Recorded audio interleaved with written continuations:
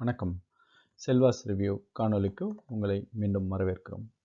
இன்றைய காணொளியில் நாம் என்ன பார்க்குறோன்னா, India versus New Zealand second one day international அதனோட ரிவ்யூ தான். இதில் வந்து பார்த்தோம்னா, நம்ம நேற்றைய சொன்ன மாதிரி ஹாமில்டனில் மழை கொட்டுன்னு கொட்டி தீர்த்தது. ஸோ இதனோட விளைவு என்ன நடந்ததுன்னா, மேட்ச் நோ ரிசல்ட்டில் முடிஞ்சிருக்கு. இதில் இந்தியா ஸ்கோர் பார்த்திங்கன்னா 12.5 ஓவரில் 89 ரன்களுக்கு ஒரு விக்கெட்டை இழந்திருந்தாங்க. ஸோ எக்ஸ்ட்ராஸ் 7 எக்ஸ்ட்ராஸ் கிடைச்சிருந்தது. தவன் 3 ரன்களுக்கு அவுட் ஆகியிருந்தார். அடுத்தது பார்த்திங்கன்னா ஷுப்மன் கில் 42 பந்துகளில் 45 ரன் எடுத்திருக்காரு.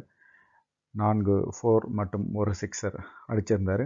அதுக்கு அடுத்தது அதிரடியான சூரியகுமார் யாதவ் அவர் பார்த்திங்கன்னா 25 பந்துகளில் 34 ரன்களை எடுத்திருந்தார். ஸோ 2 பவுண்டரி மற்றும் 3 சிக்ஸர்கள் அடித்து அவர் ஸ்ட்ரைக் ரேட்டும் 136 மெயின்டைன் பண்ணிக்கிட்டு இருந்தார். நம்ம நேற்றே சொல்லியிருந்தோம், மழை இந்த மேட்ச்சில் விளையாடுறதுக்கு நிறைய வாய்ப்புகள் இருக்குது அப்படின்னு சொல்லிட்டு. ஸோ அதுதான் நடந்தது. அடுத்த போட்டியோட ரிசல்ட் எப்படி இருக்கும் அப்படின்றது தெரியல. ஒருவேளை இந்தியாவுக்கு T20 சீரீஸில் நடந்த மாதிரி மழை இந்த கோப்பையை ஒரு நாள் கோப்பையை நியூசிலாந்து அணிக்கு கொடுக்கறதுக்கு தயாராக இருக்கா அப்படின்னு சொல்லிட்டு தெரில. அடுத்த போட்டி வரலாம் நாம் இருந்து பார்த்தோம்னா தான் தெரியும்.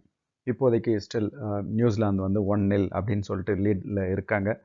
இதை பற்றி ஒன்றும் நாம் அதிகமாக பேச இல்லைனாலும் கூட கில்லோட ஃபார்ம் ரொம்ப குறிப்பிடத்தக்க வகையில் இருக்குது. அதே போல் சூரியகுமார் யாதவும் நல்ல ஒரு லெவலுக்கு வந்திருக்காரு. ஸோ இது எல்லாமே இந்தியாவுக்கு நல்ல பாசிட்டிவ் அவுட்கம் அப்படின்னு சொல்லிட்டு சொல்லலாம் இந்த போட்டியில் இருந்து.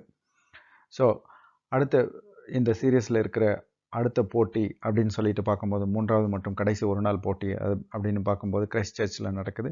அது பார்த்திங்கன்னா புதன்கிழமை அன்றைக்கி 30 நவம்பர் 2022 அன்றைக்கி நடக்குது. இதே போட்டி துவங்கும் நேரம் அதை விட கொஞ்சம் கூட அந்த மாதிரி 12:30 மணி இந்தியா டைம் அது போல் இந்த போட்டி தொடங்குது.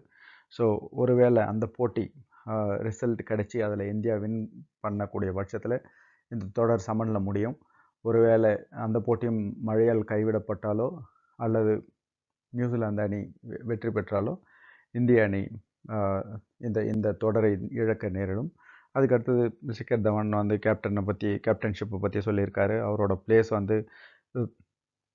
பெர்மனண்ட்டாக அவர் தான் இருப்பார் அப்படின்னு சொல்லிட்டு யாரும் not for take it for granted அந்த மாதிரிலாம் எடுத்துக்கக்கூடாது அப்படின்ற மாதிரி சொல்லியிருக்காரு. ஸோ அது எல்லாமே ப்ளே பண்ணுது.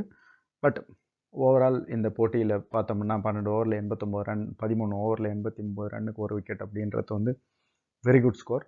அன்ஃபார்ச்சுனேட்லி ரெயின் ரொம்ப நல்லா விளையாடி இந்த மேட்சை காலி பண்ணிடுச்சு. ஸோ நம்ம அடுத்த போட்டியோட ரிசல்ட் வரையில் வெயிட் பண்ணிக்கிட்டு இருக்கணும்.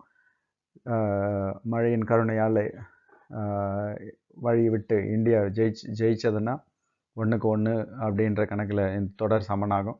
அப்படி இல்லைன்னா 1-0 இல்லை 2-0 அப்படின்ற கணக்கில் இந்த தொடரை நியூசிலாந்து வெற்றி கொள்ள நேரிடும். ஸோ இதுக்கு எல்லாத்துக்குமே நம்ம புதன்கிழமை வரையிலும் வெயிட் பண்ணிக்கிட்டு இருக்கணும். காணொலியை கண்டதற்கு நன்றி. வணக்கம்.